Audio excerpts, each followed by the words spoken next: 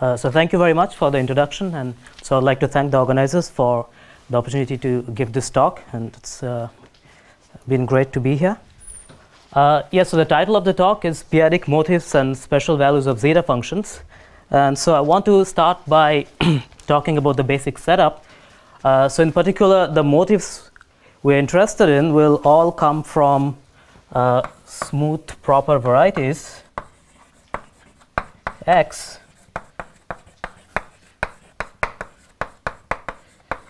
over some finite field Fq. So here Q will be some power of P, it's a fixed prime. So one of the main definitions that we're interested in is the definition of the zeta function. So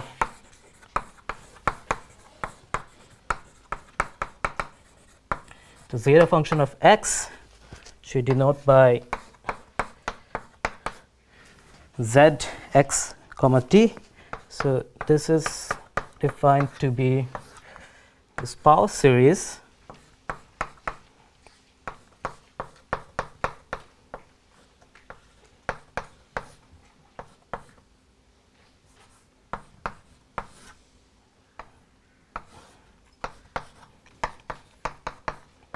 of this form, where this is the number of fq to the k-valued points of X, which is a finite set, and then there's this power series, and this is the exponential of the power series. And so there's also a change of variable that often used, which is obtained by setting t to be q to the minus s. So now this can be seen as a function of s as well.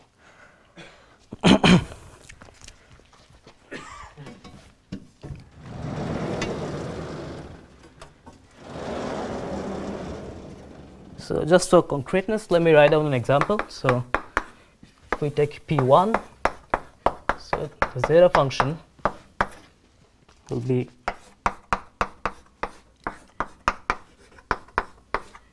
this. So it's definitely not clear from the definition, but it follows from the Weil conjectures that this is always a rational function. So something like this always holds. So let me now also write down some of the motivating questions for this talk.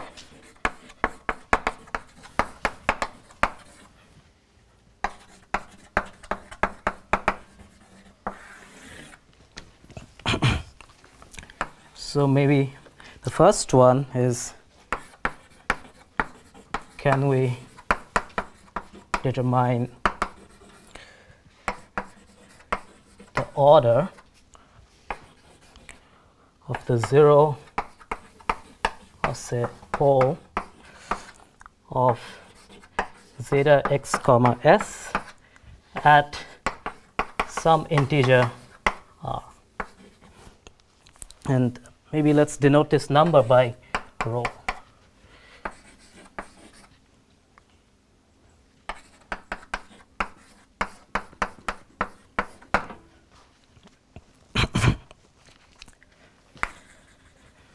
And so similarly, one can also ask, let me separate this.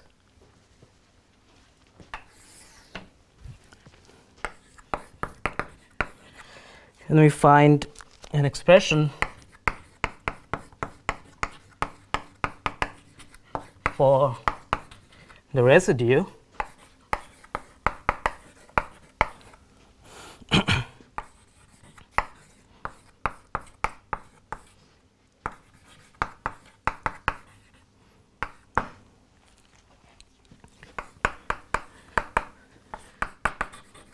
So by residue would mean the following number.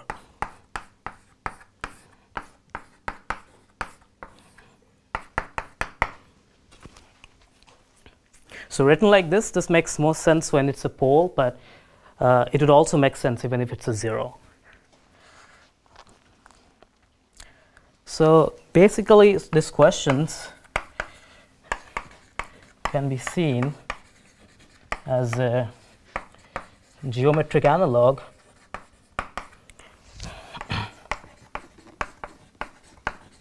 of the BSD conjectures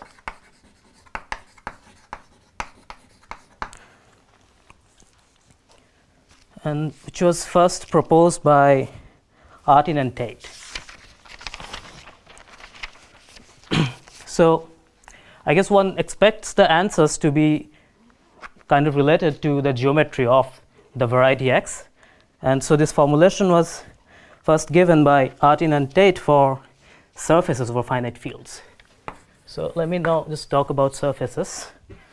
So let X be a surface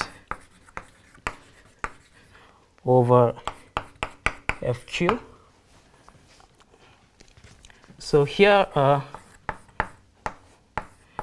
one can sort of write down the zeta function by using the wave conjectures. So it would have the following shape.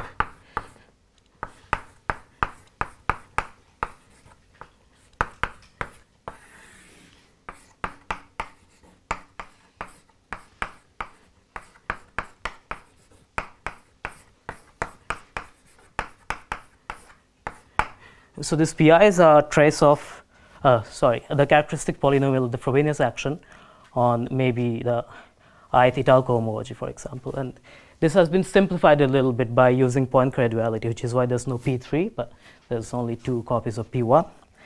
So if we're interested in the behavior near S equal to 1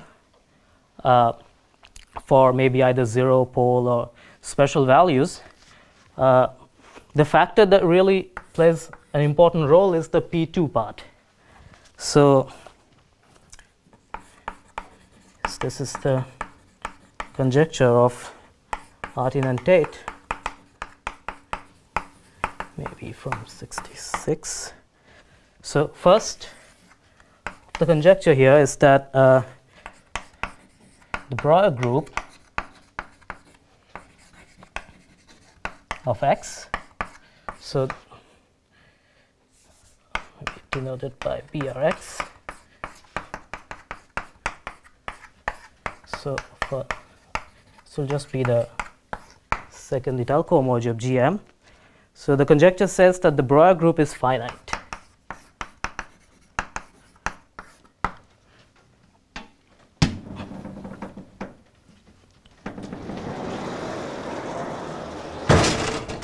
Sorry.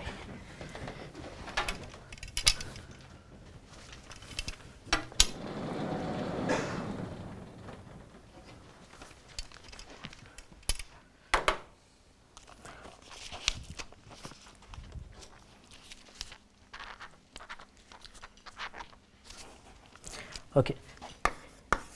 And so the second part of their conjecture says that suppose that I let rho be the order at S equal to 1, then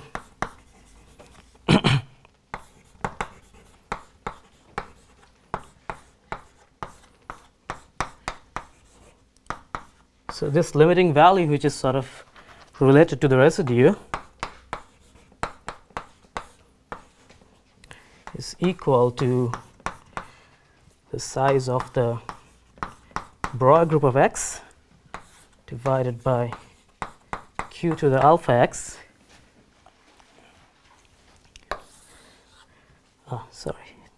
times the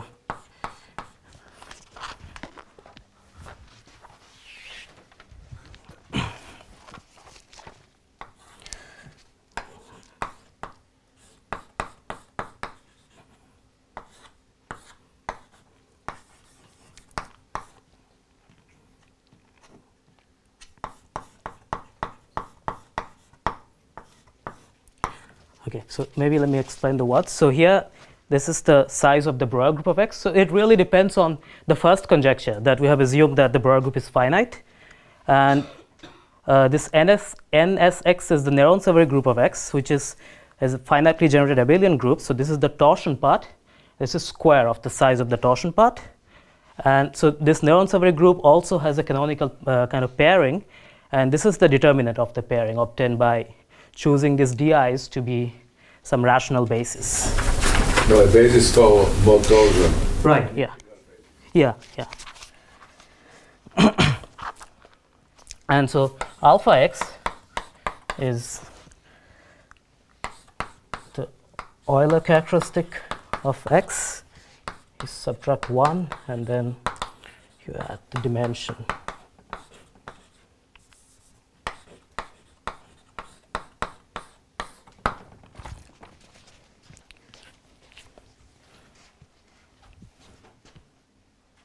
Yeah, so as I was saying before, it's expected that these answers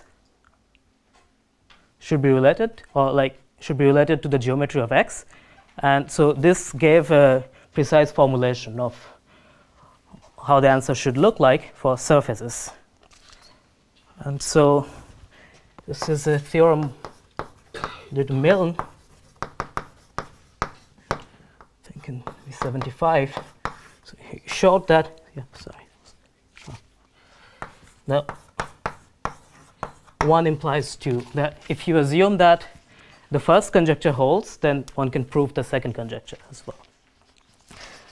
But so I think the first conjecture is still open, and it's known to be quite difficult.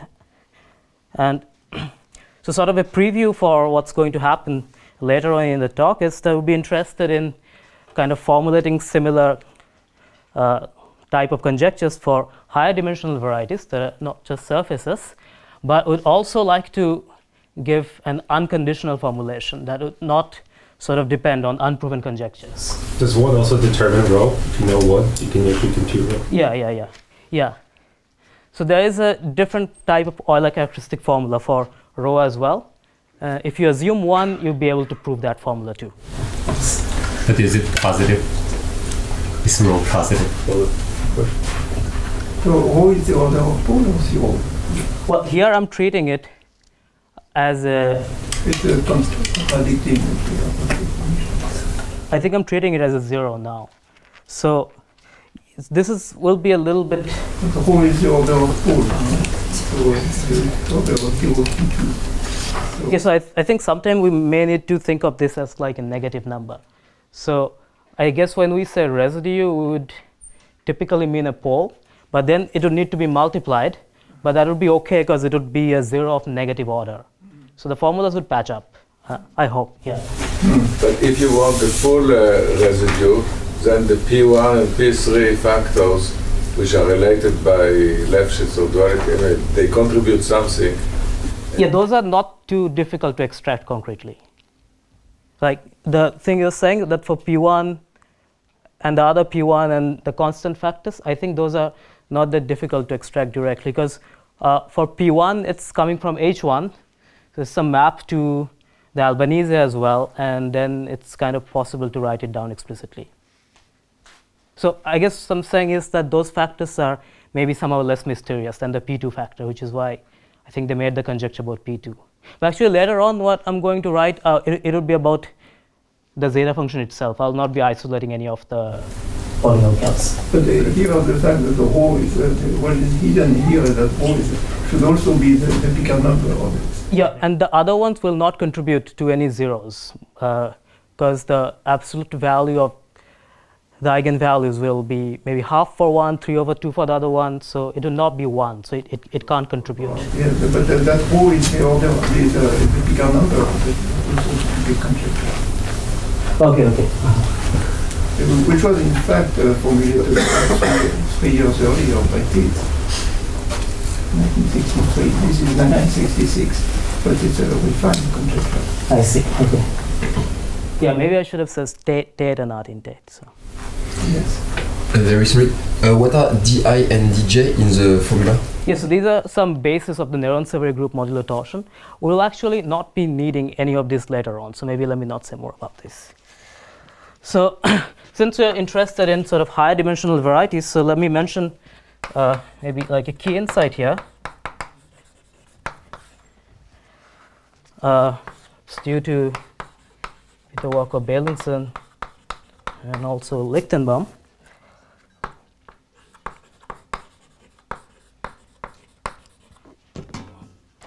Is that so for a variety x. So the behavior of zeta x comma s at some integer n is related to the motivic cohomology groups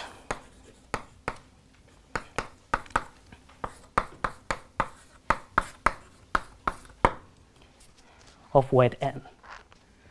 So the Artin Tate conjecture was for the value at 1, but this is maybe the idea for what one should do for other integers n.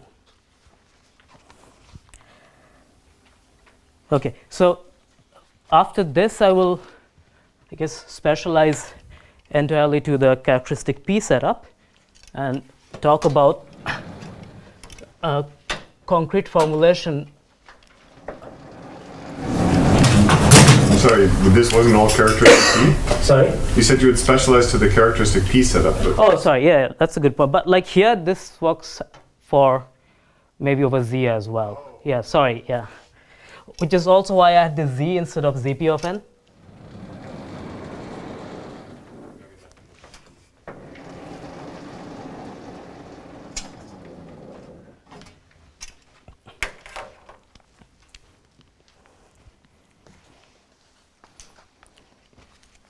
Okay, so formulation for, and so this is due to this Milne and also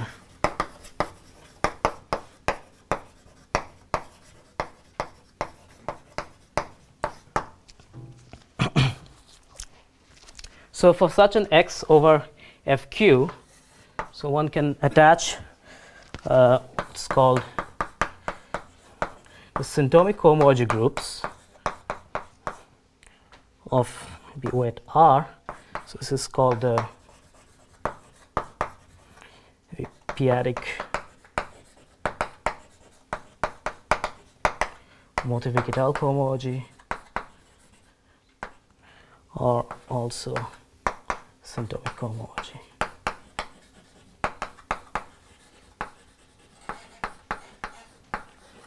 So in characteristic P, this is a classical invariant that one can find maybe in the work of Bloch, Deling, Lucy, and so this, right. So those are the shift denoted by nu. There were new shifts like the generalization of logarithmic differentials. Right. So those are this is just the cohomology of those. Yeah, I think they're the same thing, but I'm denoting them with ZP of R, I guess, instead of the mu. And you consider the entire cohomology of those, okay. Yeah, I think that's the classical definition, probably. Okay, and so if we apply this when X is just spec of FQ itself, there's a canonical H1 class in weight 0. So here this is just Galois cohomology.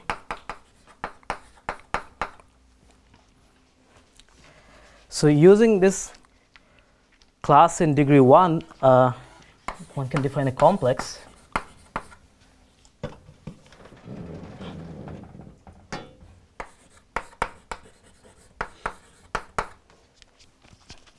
so we start from HI and then we can just multiply with this class to go to HI plus 1.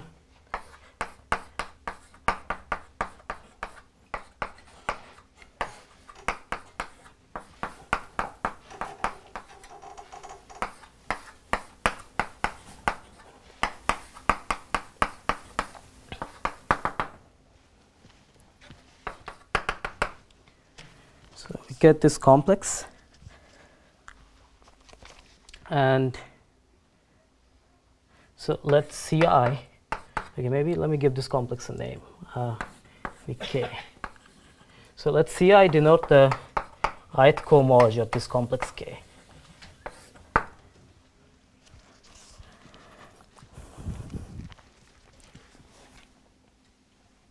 So the formulation of the conjecture due to Milne and Ramachandran goes like this.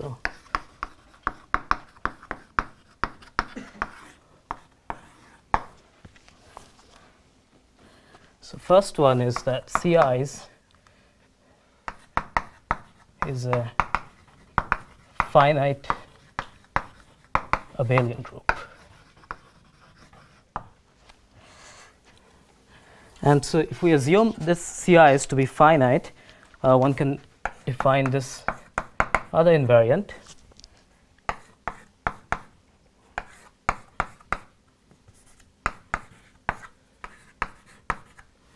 which I'm denoting like that. So this will be the alternating product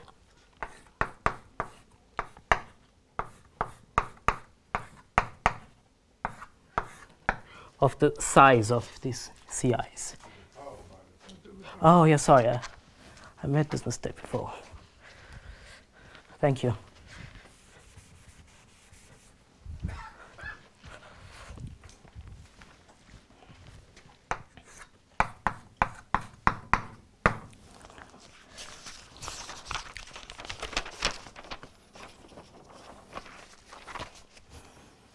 And so the second part would say that let rho denote the order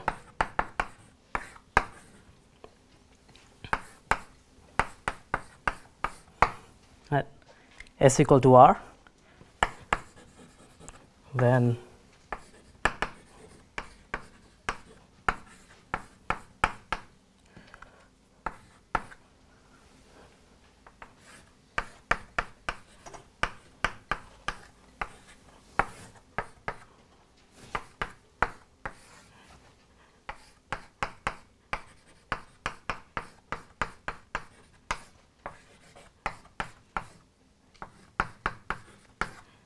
so there are some things to be defined.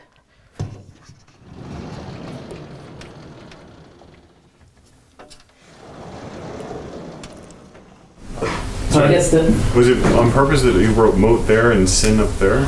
Oh, sorry, it's just, no. Okay. Thanks.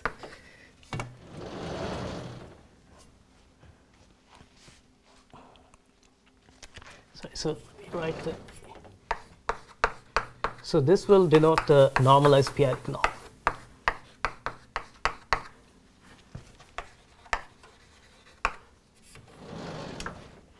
And the chi-star sin is already defined, and I guess I have to define the other one.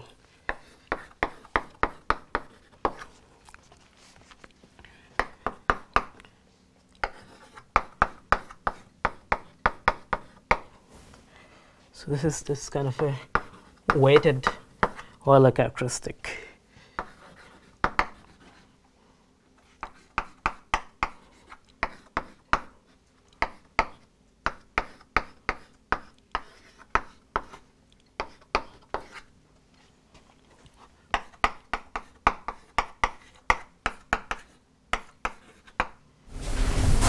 In X omega J.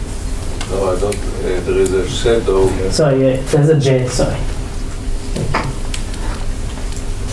Could you move either the top board up or the bottom board down just slightly? It's Oh. Like, oh, the answer is no. So there's still one more possibility. Switch it? No, bottom board down a bit. Oh, okay, sorry. Yeah, just slightly. No. Thank you. Yes. Oh, this is a light? Okay. Yeah. That's okay, so then they also proved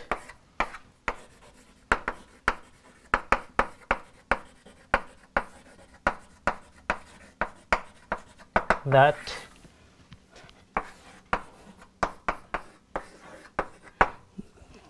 if you assume 1, then one can prove 2.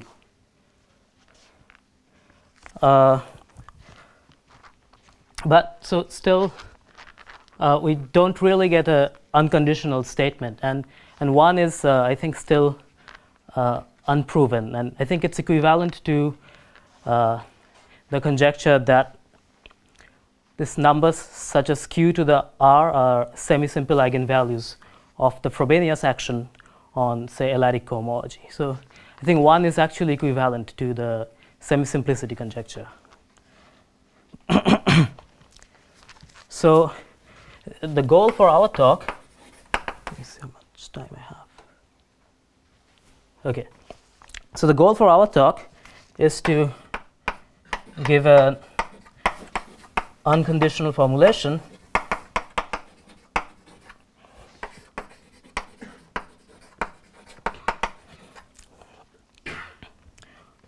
and proof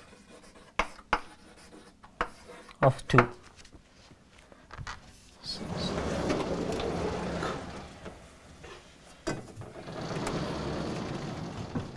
So for the case of surfaces, the value at the same point 1, what is the condition 1? So the finiteness of this, does it translate into something close to this conjecture on the finiteness of the Brouwer group?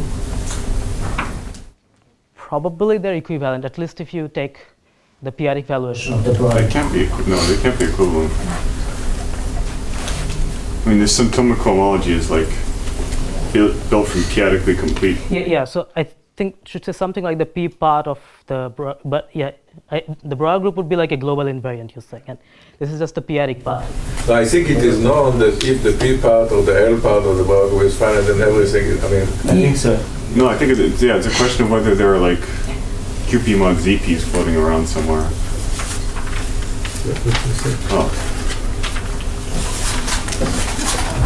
Sorry, so maybe I'll go ahead.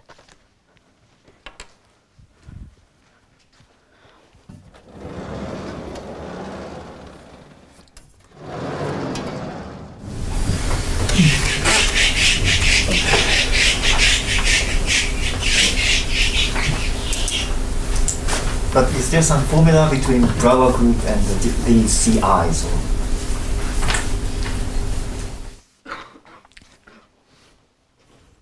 Well, I think it should be like the p part of the Brouwer group or something like that, because this is purely p-adic invariant. But I think there is something like, I think if you compare that expression, sorry, I think if you take this expression for the Brouwer group and then compare it with the Artin Tate conjecture, you get some relation. So I don't think I can spell it out more concretely right now, but you definitely get something by equating the two.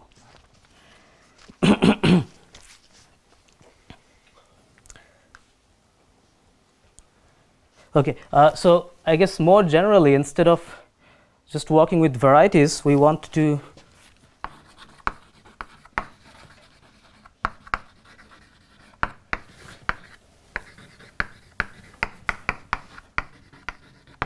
work with p-adic motifs, and for our purposes, so this p-adic motifs for varieties in characteristic P. So for our purposes, I will let them be these perfect complexes in F gauges over K. So this is a notion, I guess, due to Fontaine and Jannsen, and so this can also be interpreted as perfect complexes on the stack K sin, which is called the symptomification of K. So I should have said that K is FQ now. So this is recently defined by Drinfeld and Bhatt Lurie. Well, I'm only actually using a very special case of this definition where K is this field, but so this gives a p-adic formal stack. This defines a p-adic formal stack out of any p-adic formal scheme, but just applying it in a very special case. And so what we need to do if we want to work more generally with F gauges is that, so there are sort of three important invariants that appear here.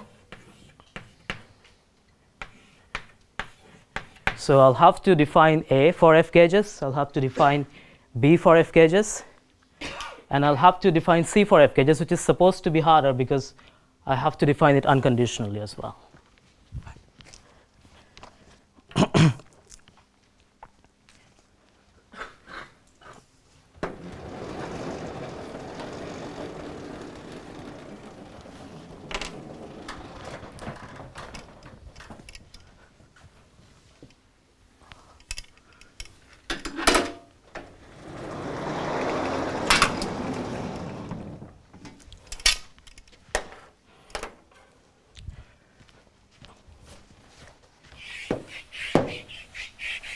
So before defining those things, I would need to say a little bit more about F gauges.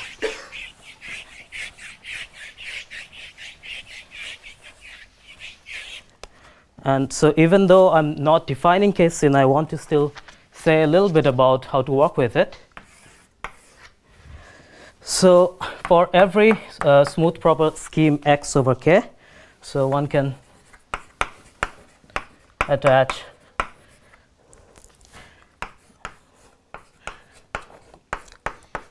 a perfect complex in F gauges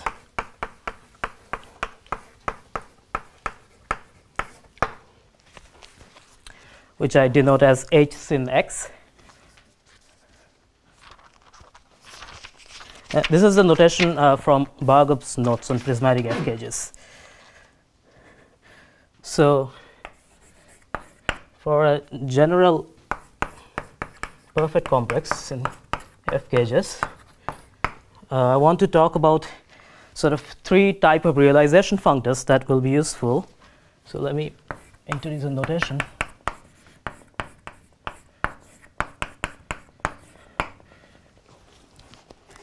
So first, there's some kind of a rationalization one can do.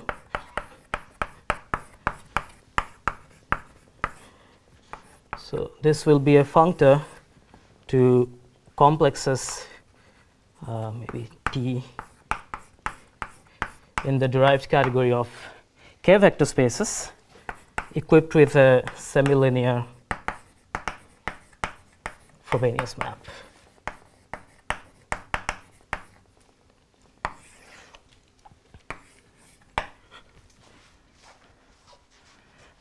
And so each of the cohomology groups will actually have the structure of an isocrystal. And so this will be denoted by M going to M sub capital K. And in that example, one can prove that on this side we will get rationalized crystalline cohomology equipped with the Frobenius action. So this isn't. Yeah, one can roughly say it's a refinement of crystalline cohomology, but I guess I'm not really saying what H sin is, but how it can be used to realize other things. Is there a way to the prismatic cohomology? Sorry? Is there a way to the prismatic cohomology? Is there a way to do this with prismatic? Yes. Yeah, so all these things work in mixed characteristic as well. But I guess I'm not using them now, but it does work, yeah. Okay. And so there's another realization which is called Derham plus. So this will be a functor from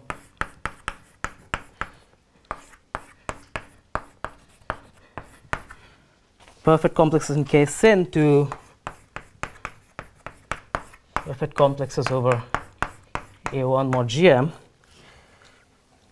which I'll also just think of as filtered vector spaces. And it's over K, or over little k, I mean? Yeah, this is over little k. Sorry, I'm not doing very well with this. No, I mean the A1 mod GM is... Yeah, you're right, yeah. This is over little k, so this is not rationalized. This is, yeah, thanks. This is filtered vector spaces. So we'll denote this as M going to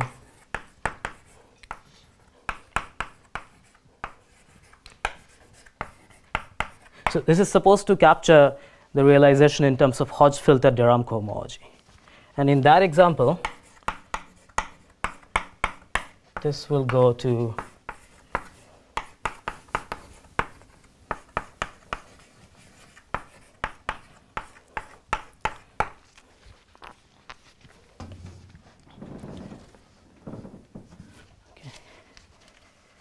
And so there's also a line bundle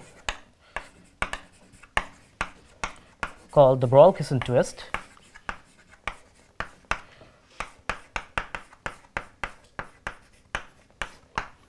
which allows us to express symptomic cohomology in terms of the stack K-syn in the following manner.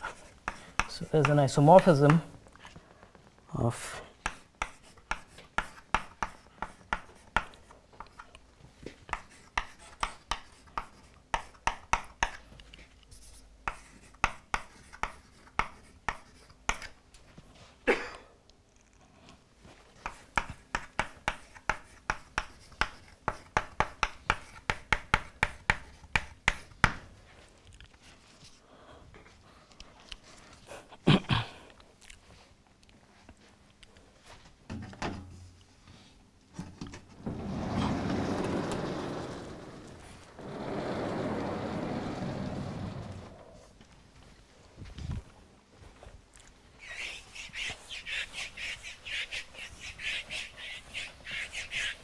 so now I am in a situation where I can define A and B. So X is, in your case, is proper smooth over FQ. FQ, okay.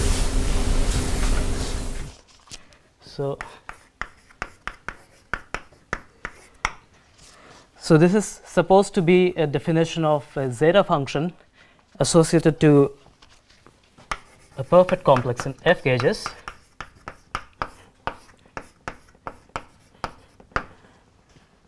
So say K is Fp to the A. No.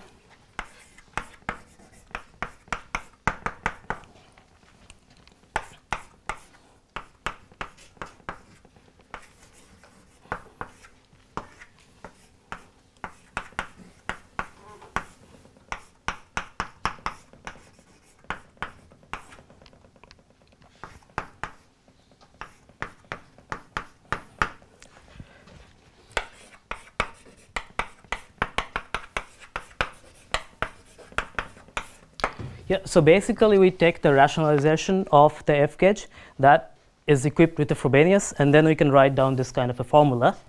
And so when X is a smooth proper variety, this will give the zeta function that we had defined as a consequence of the Grothendieck-Lefsetz trace formula. But abstractly, we can make this definition here.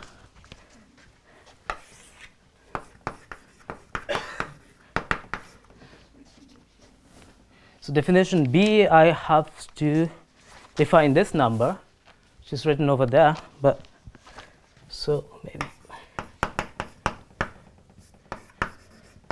So first we can define these numbers H, I, J, M, and one can sort of think of them as Hodge numbers attached to M.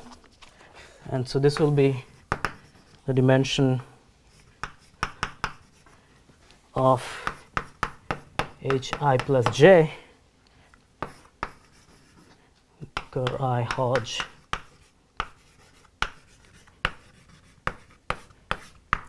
So to make sense of this number, I'm using the Hodge filter de Rham realization, which was described there. So the fill bullet is the filtration, and then the Garai are the graded pieces of the same filtration coming from there. Sorry, and then this number can be defined similarly.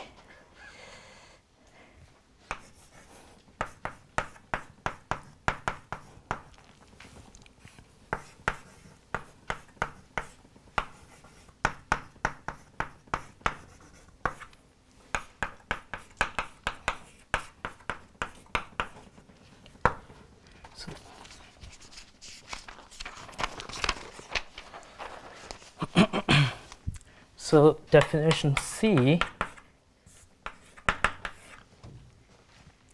is where we'll have to sort of unconditionally define the chi star sin x comma r, and so we're not allowed to make the kind of finiteness assumptions that we saw before. So for this we will need an additional notion, which I'll introduce right now is called the stable Bockstein characteristic.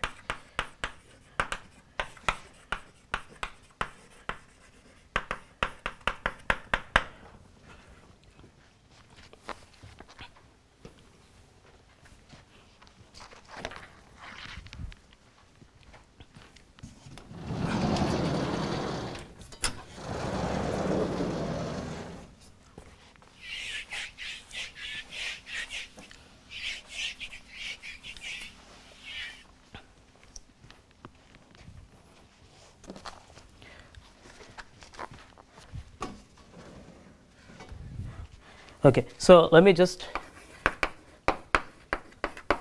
very quickly recall Euler characteristics. So let's say P is a bounded complex in the derived category of ZP, and then the length Euler characteristic of P will be defined to be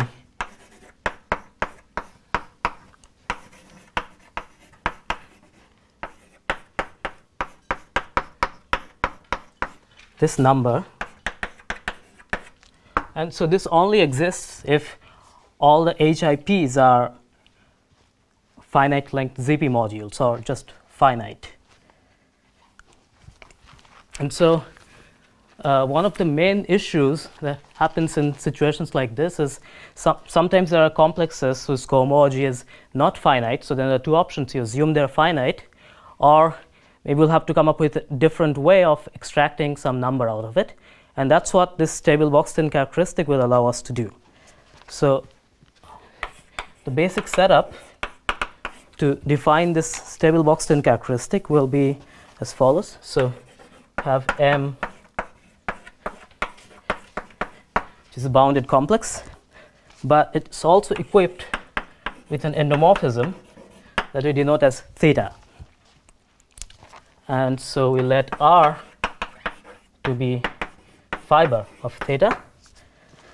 And so now in this setup there's an interesting map which goes like this. So R has a map to M by being the fiber of this map, and so then M maps to M by identity, and then there's a natural map from M to the cofiber as well.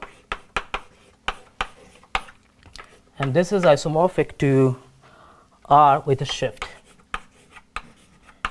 So I'm just inserting the identity map here to emphasize that this is not the theta map, then it would become the zero map. So that's why I've written the identity here. So this gives me a map that if I write, I have a map from R to R shifted by 1.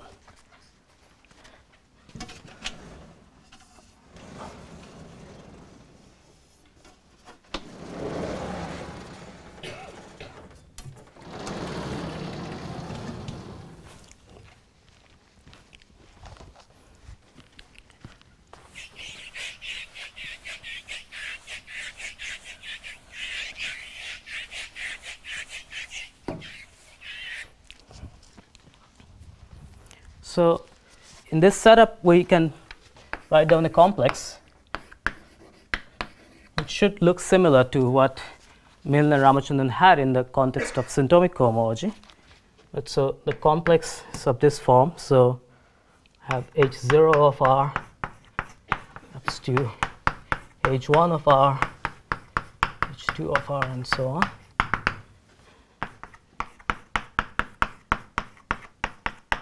Just by taking cohomology applied to the map beta. So we'll say that the Bockstein characteristic of the pair M, theta exists if the length Euler characteristic of the complex B bullet M, theta exists. So a remark here is that so in our setup, I'm not assuming that R, which is the fiber of theta, has a well-defined length Euler characteristic. But if it does, so if the length Euler characteristic is defined, then this will be the same as the Bockstein characteristic.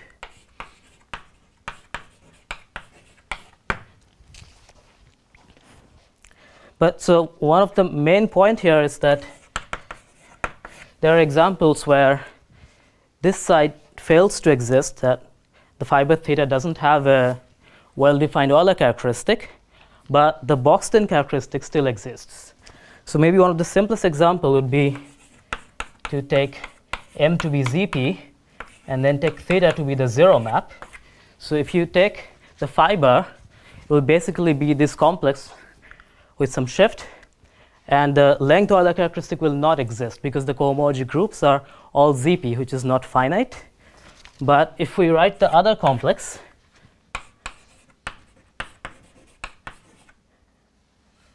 that's a ZP comma 0, and we kind of work this out, we get ZP to ZP with the identity map, and then everything else is 0.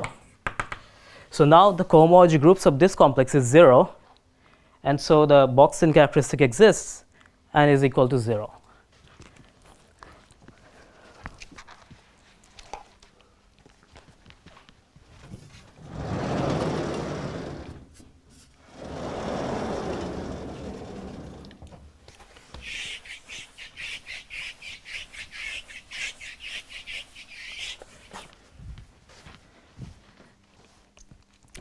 But so also the Bockstein characteristic may not always exist.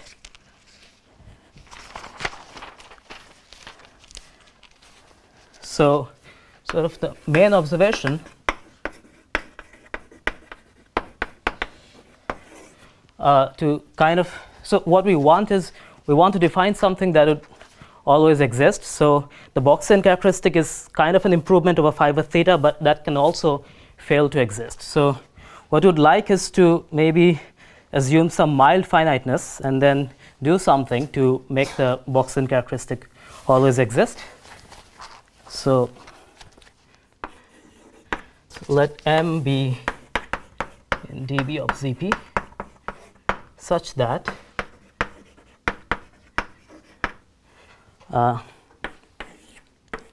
so assume that after inverting P, I have a perfect complex living over QP. 2, I have a map theta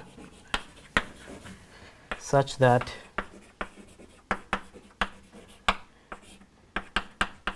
fiber theta is a perfect complex living over ZP.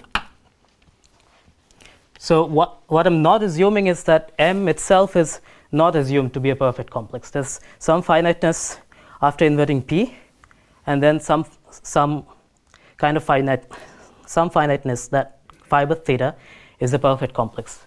Maybe I should say that being a perfect complex doesn't mean that the length Euler characteristic exists, because the cohomology groups actually need to be finite for that to make sense, not just be finitely generated. So then what ends up happening is that the Bockstein characteristic exists for, okay, maybe let me use another number, for large enough M. And instead of taking theta, I'm taking some iterates of theta. And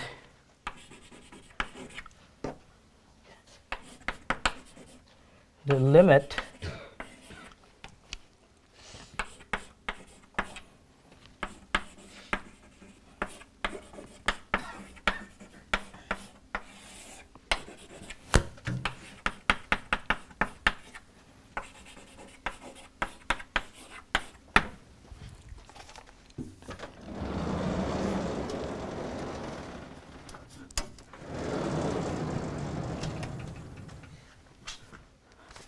so can take the Bockstein characteristic for the iterates of theta, and they exist eventually, and then we can divide by m, and this becomes an integer for large enough m.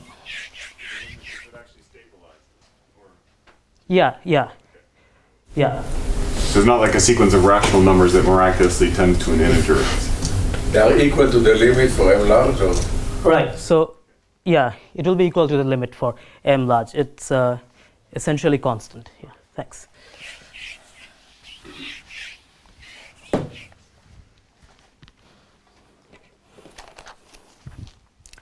So now we define the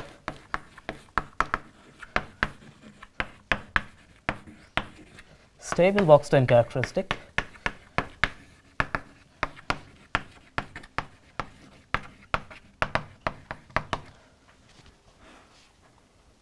of m comma theta, maybe denoted by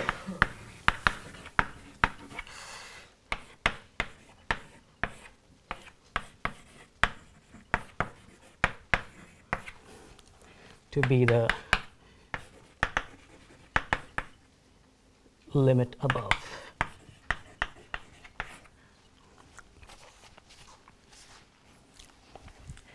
Okay,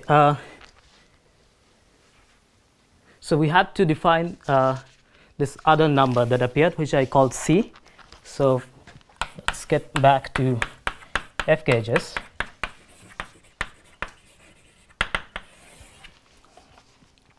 So the setup was that I had a perfect complex,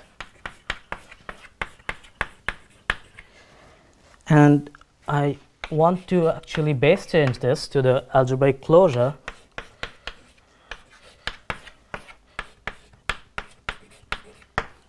which I denote as m bar,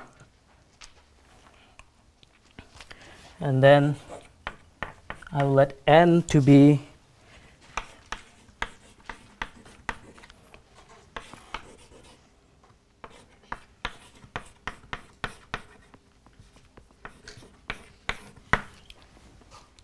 and so this is equipped with a Galois action, which is induced by the Frobenius.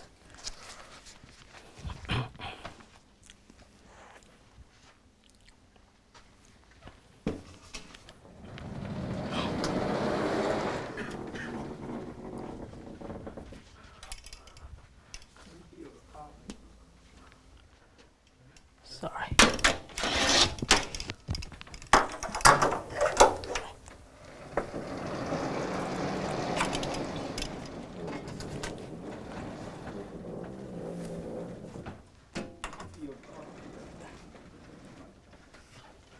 Sorry, I think not sure how to fix it.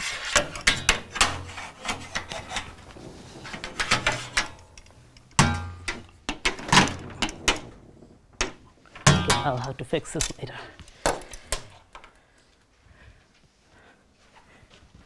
So you're saying this should be ZP of R, yeah.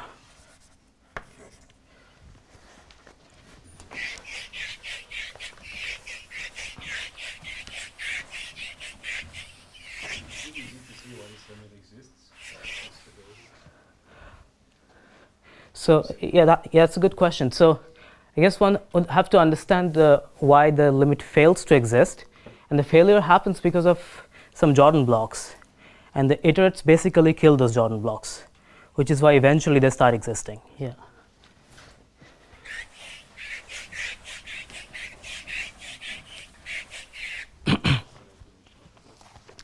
And so in this setup, I want to take theta to be gamma minus the identity, where gamma is the Galois action. Or maybe better to say the Frobenius. Okay. So then I want to use the pair n comma theta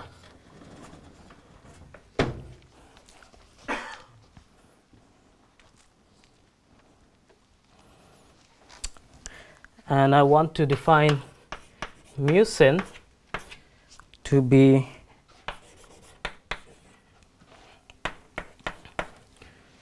p to the stable Bockstein characteristic of this pair. So this is sort of the main definition C.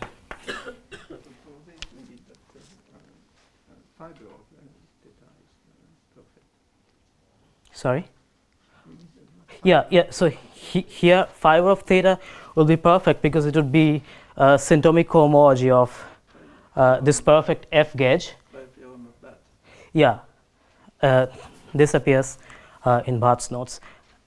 Right. Sorry. I guess that's a good point. I should say why the two conditions are satisfied for this pair n comma theta before we can apply it. So the second one, as Luke was saying, it's there in Bhatt's notes, and the first one would have to prove something, and I think that can be proven by isocrystals, for example. But so we'd have to prove. Isn't the first one? I'm a bit confused. Isn't as written as just perfect complexes in vectors? Isn't it the same thing about a complex in a vector space? I'm sorry. No, but I guess I don't assume M to be perfect. But I'm just saying, as written, it just says d perf of P. Right. Isn't it just a bounded complex of a vector space, and you assume that your M was bounded? Yeah. To be translated to natural conjecture. Oh, as a finite dimensionality. Oh, so finite dimensionality. I see. Yeah. Yeah, so I should also say that even in our actual applications N, it happens very often that N itself, or maybe M itself, is not a perfect complex living over ZP. And so this can be seen, for example, by taking products of two supersingular elliptic curves or something like that, that they don't have to be finitely generated over ZP. And actually this can be understood better from this paper of Lurie and Drinfeld, where they say that the symptomic cohomology groups has a structure where there's something that's well behaved, finitely generated, but then this other part that's F Q bar valued points of some unipotent group scheme. So that part is the thing that's responsible for this not being finitely generated. But that part goes away after you invert P, which is why 1 still holds. So the problem is it could have like huge P torsion. Yeah. Yeah, it could have huge P torsion. Yeah. Do you have unbounded P torsion, or is it bounded? Probably bounded. Yeah. Yeah. Okay. Thank you. So the theory of illusion, so this was about the classical, the Ramachandran complex, and here it is something where you take the logarithmic thing, which is closely related to what they do. So you claim that the properties of the, okay, then you can read off from their paper what the property that you want for the. Yeah, I think after one proves that this symptomic cohomology agrees with the, I think the definition that Lurie and Drinfeld uses, then everything they do there can be used to understand this as well.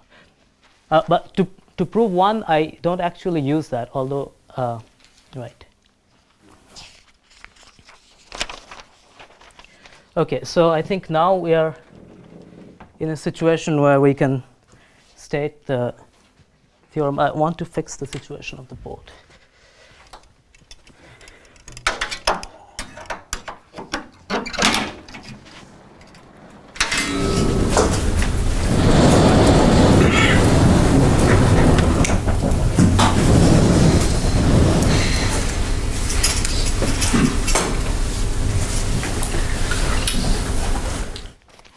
So we have the 3 numbers that we wanted. So we write this down. So the setup is M is a perfect F gauge, and rho is the order of the 0.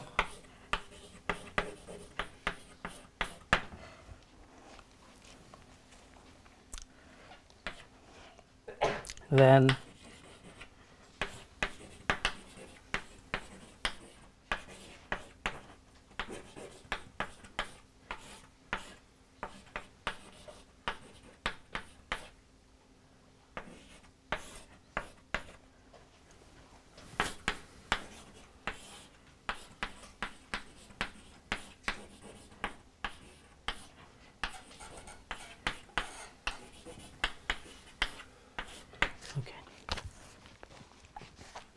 And so the main point is that this number is defined unconditionally. So the assumptions that are needed for the stable Bockstein characteristic to exist, they can be checked to be true in this setup.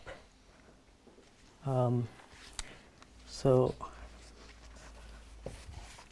I guess I'm close to being out of time, so maybe I'll just stop now and then I can take questions. Thank you.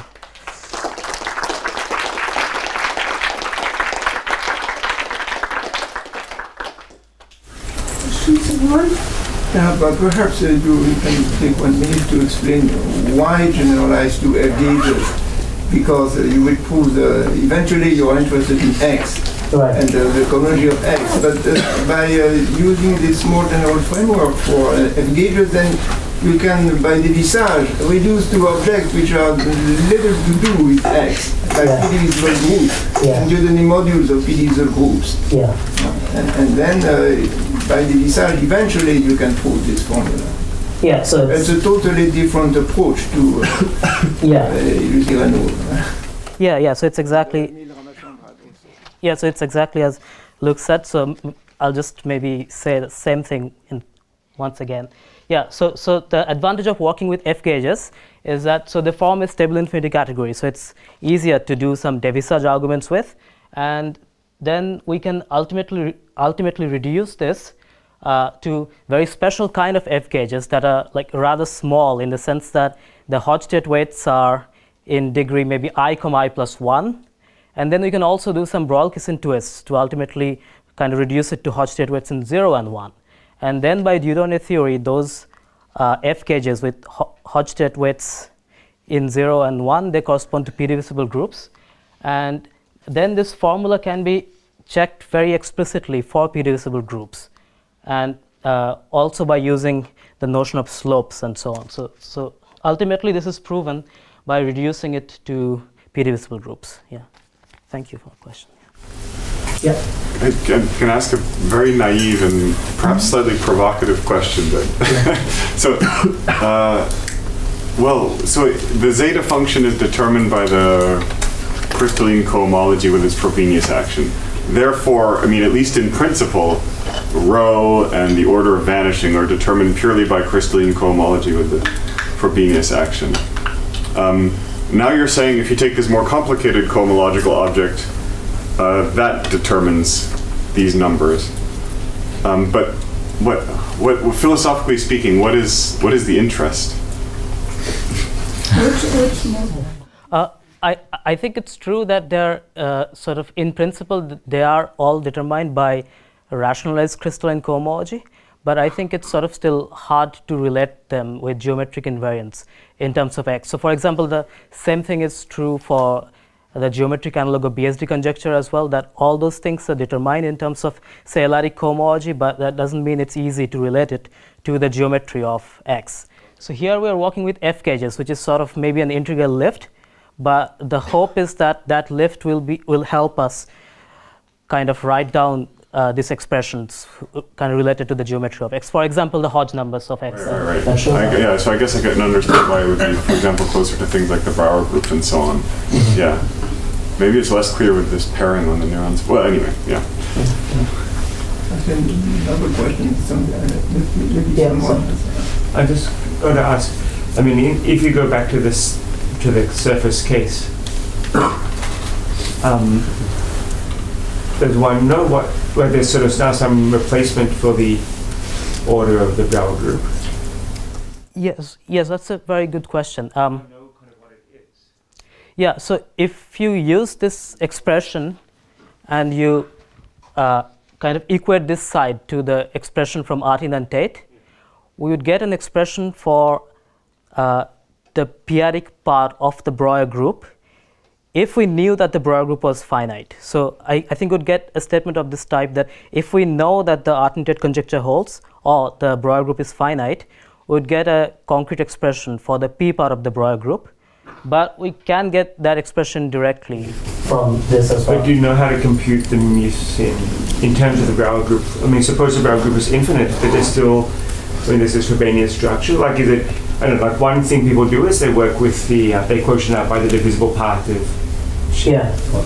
Is there any, does this musin have any kind of interpretation like that, or is it more Isn't it complicated? similar to the situation with Tate Shafarevich group and like, what's it called, Selmer? Yeah. Selmer group? I mean, Yeah, so I think I had one statement in my paper which is of this type, that if we assume that the Artin-Tate conjecture holds, then there's a relation between the Breuer group and the musin M, R. But unconditionally, I'm not sure if I can answer that question. But perhaps you can ask your question about that invariant being a square, which reflects that the order of power. Right, so I guess there's one kind of result that says that if the Breuer group is finite, then it's a square. And that's, yeah, so its order is a square. And one can ask analogs of those questions by using musin, as if musin kind of plays the role of the Breuer group, but I don't know how to answer those questions. So this one other kind of maybe open-ended question is that in some industrial proof strategy, I guess, is somehow related to the idea that motives over a finite field should be generated by abelian varieties. Yes. So there are other things in, I know there are like conjectures of Langlands and Rappaport and other conjectures that are kind of premised on that idea. So is there any, I don't know, does this technique kind of transport to answer kind of other questions, more classical questions about motives that were kind of premised on that idea? Yeah, I mean, that's a very good question. I mean, I think I had thought about something like this. So I guess one such question would be maybe the analog of the Riemann hypothesis part for, I guess, a part of the Weyer conjectures. So that is false for p-divisible groups, because p-divisible groups can have arbitrary slopes. So I think any kind of bound on the Frobenius eigenvalues, I think such questions do not actually translate to p-divisible groups. So I guess what I'm saying is that I think maybe there are some questions that are not true for p-divisible groups. So if they were true for p-divisible groups, we could try to reduce them. But I think some questions are just not true for p-divisible groups. Yeah, I guess I don't really have an answer to it. But I have a very simple question about the adic part. You know. Yeah. So I think everything we said should work for the adic part as well by replacing ZP with ZL. Of course, adic is much simpler. Adic cohomology is much simpler than this symptomic cohomology. So, but still, there were some work by Milne and Ramachandran, but conditional, and then you can get something unconditional again. Also, I guess. Yeah, I think some part of those statements that were conditional, probably they can be removed, even in the adic case as well, by doing something similar. You didn't write it yet. No, I didn't write it down. Because if we have for every L, then we get plus or minus 1. Right. No, yeah, I think I did write it. An interesting sign. Yeah. Any other questions? So can you define some kind of motivic Breuer group, or is it already clear from what you're pictured whose order is this musin? Is there some substitute? So I haven't tried something like this, because I don't know. So, Okay. Artin? So I was wondering, you mentioned this order at s equals r. Is there an expectation? Well, you explained it at s equals 1. Is there an expectation of what it should be for any r? What the order? You mean the formula for the order? Yeah, so I think there's an expression which is minus 1 to the I times the dimension of rationalized symptomic cohomology of weight R. So maybe I should just write it down quickly. So you have something like minus 1 to the I times dimension of HIX, QP of R. This will be the order at R. But there's no proof of this that doesn't depend on semi-simplicity conjectures. Yeah, so we don't know this statement unconditionally. Yeah, it's just that if the eigenvalue is semi-simple, then the algebraic multiplicity, which is what we want, is equal to geometric multiplicity in terms of eigenspaces. If we knew this is related to eigenspaces. So only if we knew that those two are the same, that the eigenspace and the algebraic multiplicity are the same, then we can get this kind of expressions. But without that, it's harder to get the order formula. This is due to Milne and Ramachandran. Silly questions maybe. So I could take this, so going back to motives, I can take this symptomic homology and consider it as a motivic algebra or something like that. Then I can take modules over that. That will give me coefficients for symptomic homology, which should be like F gauges coming from geometry. So all of these arguments could be done possibly in this kind of category, or is it? I think it's possible in the sense I don't know why it wouldn't. Okay. But it probably have some bearing on the old Artin method, the geometric analog, when you have a surface to a curve into a bottom, so then you have coefficients which appears there. Yeah, but they're all coming from geometry, so to speak. Of course, So, but it's not, gauges in general. Yeah, but like the natures of these gauges for morphisms which are not to the point are not considered here, and they should appear. Okay, that's all. No questions? So thank you again. All right, thank you.